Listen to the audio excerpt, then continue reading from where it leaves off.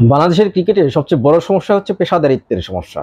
পেশাদারিত্বের অভাবটা কিন্তু বাংলাদেশের ক্রিকেটারদের মধ্যে যতটুকু আমরা দেখি কিংবা যতটা সমালোচনা করে বলি, তার চেয়ে বেশি পেশাদারিত্বের অভাব কিন্তু বাংলাদেশের ক্রিকেটের যারা প্রশাসক রয়েছেন, বাংলাদেশের ক্রিকেটকে যারা পরিচালনা করেন তাদের মধ্যে কিন্তু সবচেয়ে বেশি পেশাদারিত্বের অভাব রয়েছে।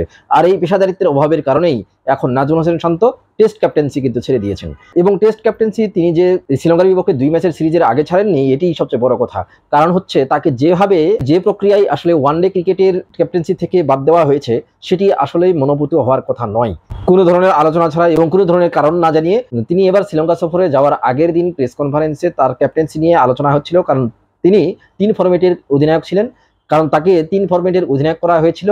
তবে টি-20 ক্যাপ্টেন্সি থেকে তিনি নিজে থেকেই সরে গিয়েছেন, কারণ তিনি জানিয়েছিলেন যে তার পক্ষে একসাথে ৩ ফরম্যাটে ক্যাপ্টেন্সি করা সম্ভব নয়, এতে করে তার ব্যাটিং এর সমস্যা হচ্ছে, তিনি ব্যাটিং এ মনোযোগী হতে চান, যার কারণে তিনি টি-20 ক্যাপ্টেন্সি ছেড়ে দিয়েছেন। এরপরে ওয়ানডে ক্যাপ্টেন্সি নিয়ে তাকে যখন প্রশ্ন করা হয়েছে, তখন তিনি জানিয়েছিলেন যে তার সঙ্গে এখনো এই ব্যাপারে আলোচনা হয়নি, হয়তোবা ক্রিকেট বোর্ড তাকে জানাবে। এর আগেই কিন্তু জানা গিয়েছিল যে টেস্ট ক্যাপ্টেন হিসেবে তিনি আরো অন্ততপক্ষে ১ বছর থাকছেন। অথচ যখন টেস্ট দলকে নিয়ে নাজমুল হোসেন শান্ত যখন চলে গেলেন শ্রীলঙ্কায়, সেই সন্ধ্যাতেই বাংলাদেশ ক্রিকেট বোর্ড থেকে একটি প্রেস রিলিজের মাধ্যমে জানানো হলো যে ওয়ানডে দলের ক্যাপ্টেন্সি করবেন মেহেদী হাসান মিরাজ, এবং তাকে ১ বছরের জন্য সেই ক্যাপ্টেন্সি দেওয়া হয়েছে। অথচ নাজমুল হোসেন শান্ত কিছু জানেনই না, যেটি মাত্র কয়েক ঘন্টা আগে তিনি প্রেস কনফারেন্সে সাংবাদিকদের প্রশ্নের উত্তরে বলেছিলেন। তাহলে এই অবস্থায় একজন ক্যাপ্টেনের কি করা উচিত, কিংবা একজন দায়িত্বপ্রাপ্ত ব্যক্তির তখন কি মানসিকতা হবে, কিংবা কি ধরনের মানসিক চাপ তার উপরে আসতে পারে? তখন থেকেই শোনা যাচ্ছিল যে নাজমুল হোসেন শান্ত আসলে টেস্টে আর ক্যাপ্টেন্সি করতে চান না, এবং টেস্ট ক্যাপ্টেন্সিও তিনি ছাড়তে চান। তবে শ্রীলঙ্কার বিপক্ষে এই ২ ম্যাচের টেস্ট সিরিজ শেষ করার পরে তিনি সেই ঘোষণাটা দিবেন, সেটি তিনি দিয়েছেন। কলম্বো টেস্টে যখন বাংলাদেশ দল ইনিংস ব্যবধানে হেরেছে, তারপরেই কিন্তু প্রেস কনফারেন্সে এসে তিনি সেই ঘোষণা দিয়েছেন যে টেস্ট ক্যাপ্টেন থাকতে চান না। কারণ হিসেবে তিনি দেখিয়েছেন যে বাংলাদেশের মতো টিমে একই সাথে ৩ ফরম্যাটের জন্য ৩ জন আলাদা ক্যাপ্টেন থাকাটা দলের জন্য খুব একটি ভালো নয়। সেই কারণে দলের সুবিধার্থে, দলের সুবিধার কথা বিবেচনা করে, দলের ভালোর কথা বিবেচনা করে তিনি এই সিদ্ধান্ত নিচ্ছেন, এবং রাগ ক্ষোভ কিংবা দুঃখ কিচ্ছু নেই। আমিনুল ইসলাম বুলবুল বাংলাদেশ ক্রিকেট বোর্ডের প্রেসিডেন্ট হওয়ার পরে যে পেশাদারিত্বের সমস্যাটা দেখা দিল, কিংবা যে পেশাদারিত্ব দেখালো বাংলাদেশ ক্রিকেট বোর্ড, সেটির পরে যে কারো আসলে রাগ ক্ষোভ আক্ষেপ সবকিছুই থাকা উচিত, যেটি নাজমুল হোসেন শান্ত হয়তোবা প্রকাশ করেননি। তিনি স্বেচ্ছায় টেস্ট থেকেও ক্যাপ্টেন্সি ছেড়ে দিয়েছেন। এখন বাংলাদেশ ক্রিকেট বোর্ড তাকে উল্টা বলছে, অর্থাৎ আমিনুল ইসলাম বুলবুল এই বিষয়ে বলছেন যে একটি সফরের মাঝখানে ক্যাপ্টেন্সি ছেড়ে দেওয়া এটি দলের উপর প্রভাব পড়বে, কিংবা এটা উচিত হয়নি। অথচ তারা কিন্তু নাজমুল হোসেন শান্তকে না জানিয়ে মেহেদী হাসান মিরাজকে ওয়ানডের ক্যাপ্টেন বানিয়েছিলেন। অথচ ওয়ানডের ক্যাপ্টেন হিসেবে কিন্তু নাজমুল হোসেন শান্তরই থাকার কথা। তাহলে এই বিষয়টি যেহেতু বাংলাদেশ ক্রিকেট বোর্ডের পরিচালনা বিভাগ থাকে, এবং নাজমুল আবেদিন ফাহিম নামের একজন ব্যক্তি, তিনি কিন্তু অতীতে অনেক সম্মানিত এবং অনেক আলোচিত ছিলেন।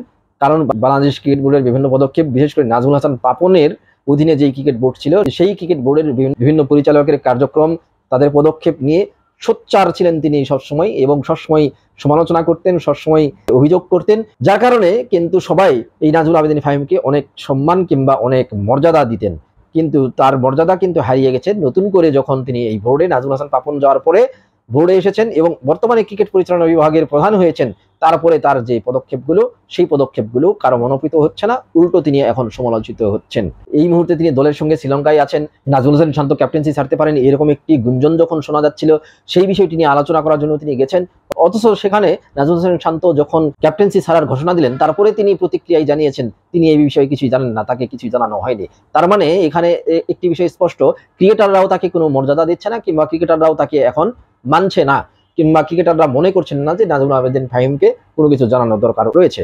তার মানে নাজমুল আবেদিন ফাহিম বিসিবি পরিচালনা বিভাগের প্রধান হওয়ার পরে এমন কোনো পদক্ষেপ নেননি যেটি আসলে ক্রিকেটারদের মনোভূত হয়েছে, কিংবা ক্রিকেটারদের তিনি নিয়ন্ত্রণ করতে পারছেন। এটি কিন্তু এই ব্যাপারটি থেকে মোটামুটি স্পষ্ট হয়ে যাচ্ছে। হোসেন শান্ত এখন ক্যাপ্টেন্সি ছেড়েছেন, এবং আমার মনে হয় যে তিনি যথার্থ কাজটাই করেছেন। যদিও তিনি টেস্ট ক্যাপ্টেন হিসেবে বাংলাদেশের অন্যতম সেরা একজন ছিলেন, তার মাঠে নেওয়া বিভিন্ন ডিসিশন কিংবা তার যে চালচলন কিংবা আচরণ সবকিছু মিলিয়ে, এবং টেস্ট ক্রিকেটের ব্যাটিং পারফরমেন্স এবং ক্যাপ্টেন হিসেবে তার পারফরমেন্স সত্যিই ছিল দুর্দান্ত। এবং অবশ্যই তিনি খুব ভালো একজন ক্যাপ্টেন ছিলেন টেস্ট ক্রিকেটের জন্য বাংলাদেশের। কিন্তু সেই নাজমুল হোসেন শান্তকে শুধু বাংলাদেশ ক্রিকেট বোর্ডের যে পেশাদারিত্বের সমস্যা, সেই পেশাদারিত্বের সমস্যার কারণে সরে যেতে হলো এবং তিনি কিন্তু সরে গেলেন।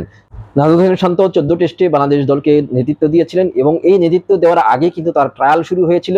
সাকিব আল হাসান ক্যাপ্টেন্সি ছেড়েছিলেন এবং তারপরে লিটন কুমার দাস তার অনুপস্থিতিতে বেশ কিছু ম্যাচে ক্যাপ্টেন্সি করছিলেন, কিন্তু সেই লিটন কুমার দাসও যখন জানালেন তিনি আসলে ক্যাপ্টেন্সি করতে চান না, তাছাড়া তার পারফরমেন্স নিয়ে সমস্যা ছিল, তখন কিন্তু নাজমুল হোসেন শান্তকে আদর করে বাংলাদেশ ক্রিকেট বোর্ড 3 ফরম্যাটের ক্যাপ্টেন বানিয়েছিল এবং তার আগে কিন্তু অনিয়মিতভাবে তিনি অস্থায়ীভাবে কিন্তু নাজমুল হোসেন শান্ত কয়েকটি টেস্টে দলকে নেতৃত্ব দিয়ে তিনি পরীক্ষায় উত্তরে গেছেন এবং বুঝিয়েছেন যে তিনি আসলে খুবই দক্ষ এবং খুবই ভালো মানের একজন ক্যাপ্টেন হয়ে উঠবেন।